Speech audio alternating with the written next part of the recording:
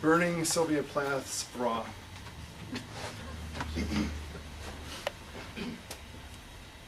Because you died in 1963, Sylvia, you were never in life liberated. 5 years and the abyss's yawning divide separated you from the famous Miss America pageant protests. What would you have made of those female hundreds tossing undergarments into the Freedom trash can? Having traveled here to Heptonstall churchyard, I am answered with silence until popping the kerosene can open. The shovel is dejected, its work done. The gallows birds are tucked away to gorge on dreams of you. Not to begrudge physical labor, but delving past the decorations and outright vandalism of your groupies was almost as annoying as the stab of petrol fumes violating nostrils. Honey, I'm here to tell you, your crew is running thicker than some cervical mucus. Even Jim Morrison would be hard-pressed to compete with such adoration. To make the grave robbing literal in more ways than one, this fire song is a conversation among the ruins for you and I, not unlike two sisters of Persephone, transforming street song into a soliloquy for the solipsist. Or is this just a monologue at 3 a.m. rewording a letter to a purist? Here in this November graveyard, the song for a summer's day dissipates into a dialogue between ghost and priest. Among all the dead deers, this Alicante lullaby circles into itself, a wreath for a bridal, an epitaph for fire and flower.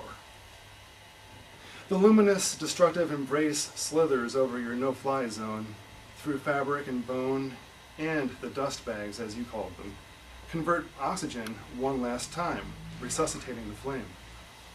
The pops and crackles give life to the larynx you sacrificed, hissing at the death of your brazier, but that device is unnecessary, vestigial of primitive fashion, because, as the proverb goes, silence is a woman's best garment.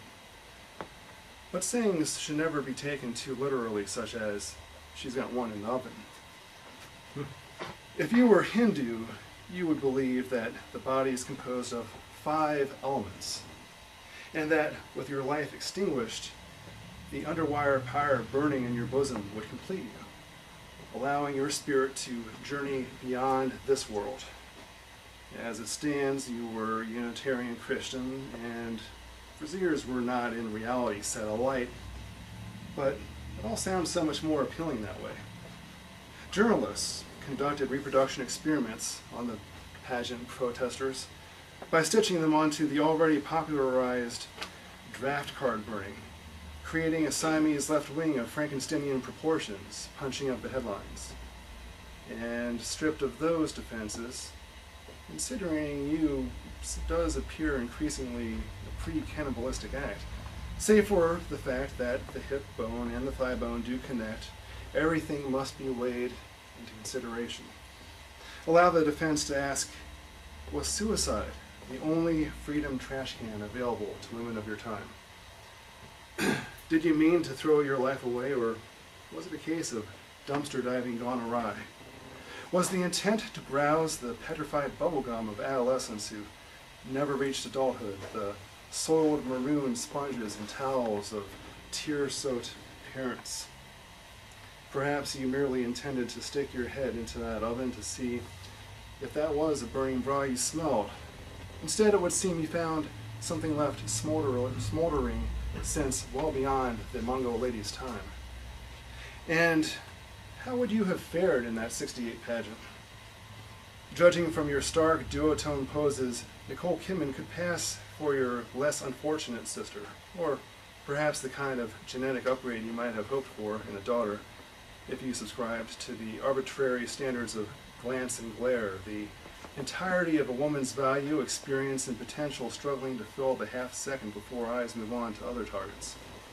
Or if you subscribed to Mademoiselle, where you interned as a not-so-ugly Betty before madness slipped in, attempting to end your life, succeeding in killing your periodical career. And how would you perform in the talent spectacle of the pageant? Would it be a demonstration of how you satisfied Ted's oral needs with hours of slaving away in the kitchen, scalded and singed by the oven, while infants howled at you, your expansive intellect slowly reclaimed by oceans of greasy linoleum in that chamber of domestic blitzkrieg? What would best complete your impersonation of the Sears and Roebuck kitchen concubine? The maniacal grin of mother's two-fisted helper? Or twin jagged rows of pink puckered skin along the inside of your wrists? And how would you pose for the skin suit competition? Naturally, you supplied the answer with your final act, assuming the position on hands and knees with troublesome head obscured by an oven glass figure, and my compliments to the chef, drawing attention to one succulent rump roast. Down, boy! Down! Down, boy! Down! This freedom from patriarchal reconstriction I seek to bestow upon you must be carried out with solemnity and dignity. But, Sylvie, before you question the purity of my intentions, check yourself after you wreck yourself. Suicide with your children in the room next door? Really? Even grading on a morality bell jar curve, that's got to be down near the ding-dong portion. So, before you swaddle me in that bare-toothed, judgmental stare as seen on the internet, recall that I am, after all, a man, and you were a woman.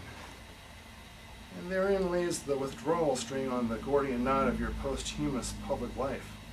The masculinists and the feminists alike, not to mention desperate authors seeking to manipulate you as a literary device, disregard anything beyond your sex organs. Ensure that you are interpreted as a woman only, not as a person, which is to say, a human with the same core needs and experiences common to all things, because truths do tend to be genderless. Which dredges up the all too familiar refrain, she wanted it. Not objectification or consignment to the cubbyholes of stereotype, but suicide is a statement of intent and accusation and a control mechanism, a single-use lever on the memory machine, immortalizing you as an act. Because it is those who march slaughterhouse tranquil into the nursing home's embrace who are remembered in human terms, not as the mere backdrop for a mode of death. Since your hasty exit, Sylvia, by and by, gender is itself becoming a mode of death, while draft-dodging hippies aged by compromise watch Muslim children being irradiated by depleted uranium shells. The third wave of feminism is a puddle muddying over 1 million homeless teens, a Sargasso sea littered with clam shelters bearing the depleted Venus of hope, dreams irradiated by OCD and OD. So while you did not miss anything by leaving us when you did, other than this simple arithmetic lesson of 1 in 5 women trying to kill themselves by age 20, even the dimmest bulb can illuminate your anatomy lesson. The hip bone is connected to the thigh bone to the ham bone is in the oven, and your best garment equals don't breathe for fear of making a sound. Don't breathe, you might blow out the pilot light. Chronicles 10:4. Saul said to his armor bearer, "Draw your sword and run me through, or these uncircumcised fellows will come and abuse me." But his armor bearer was terrified and would not do it, so Saul took his own sword and fell on it.